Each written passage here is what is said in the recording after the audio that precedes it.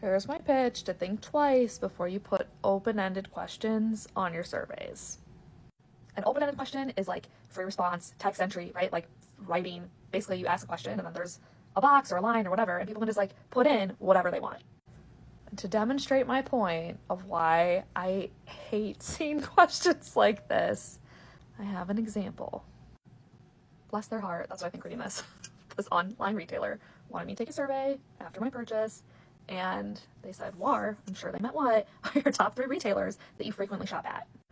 First things first, like as a side rule, whenever I have designed surveys, the teams that I am on, we have like a rule where you don't use language that a 3rd grader wouldn't understand. A 3rd grader is usually like 8 or 9 for reference.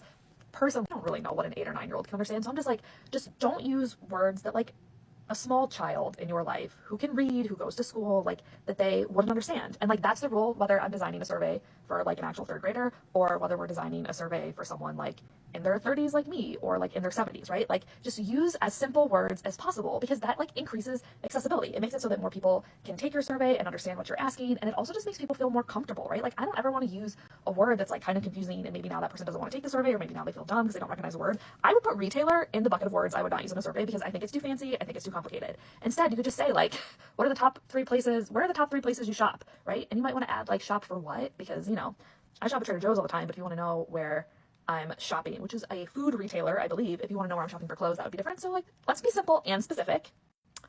But you see what they do then is that they give you like 3 boxes where you type in the name of the places where you shop most frequently. Frequently is another word that like we can debate another time, right? Okay. Where do you go to shop the most? Where do you go to shop for food the most? Where do you go to shop for clothes the most? See, ideas. Room for improvement, okay? Here's the point I wanted to make when I started the video. So this is shopping for food, for an example. So like in the first line, I type like Trader Joe's. And then in the second line, I type Whole Foods. And then in the third line, I type in Mariano's. Or maybe Jewel. I don't know. Look, here's the thing. People are not going to spell everything right. I think this survey designer knows that because they didn't even spell the word what right in their question, right? So there's going to be typos. There's going to be misspellings. There's going to be people who type Trader Joe instead of Trader Joe's or use the like apostrophe wrong or like miss an S. Like it's just things can go wrong when people are like typing in responses like this. Why does that matter? Because it makes it really difficult to analyze this data, right? Like let's say 10,000 people take this survey and answer this question for you, and you have to like go through the rows and find like every possible way people could have spelled Trader Joe's in order to like count it up as one of the top 3 places people go to get their food. You're gonna hate that. It's gonna be a pain.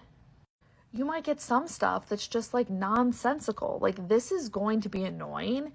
And it's frustrating because theoretically, you could make a list of all the places that you could possibly buy food in the United States or wherever you're based.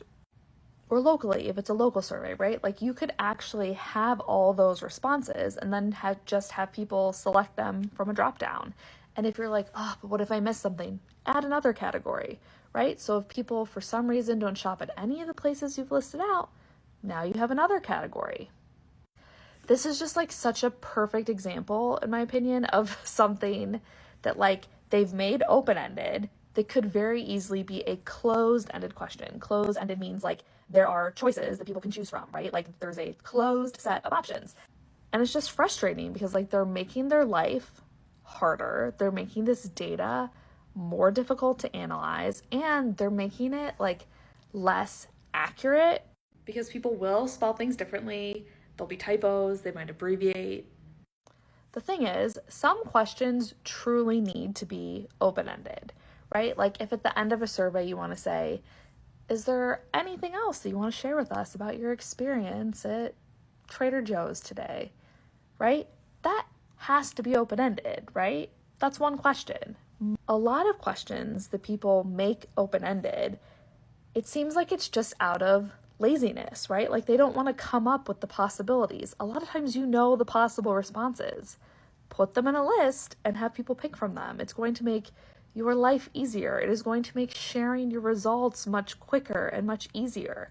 Like save the open-ended questions for things that really you can only possibly imagine people answering by typing in a little text box or writing in a little box for you. Like just there's not that many questions like that. I've designed a lot of surveys. I've written thousands upon thousands of questions and reviewed thousands upon thousands of questions, and there are not that many questions that have to be open-ended. There's just not. So think of your future self who will thank you for having data that is like very easy to analyze.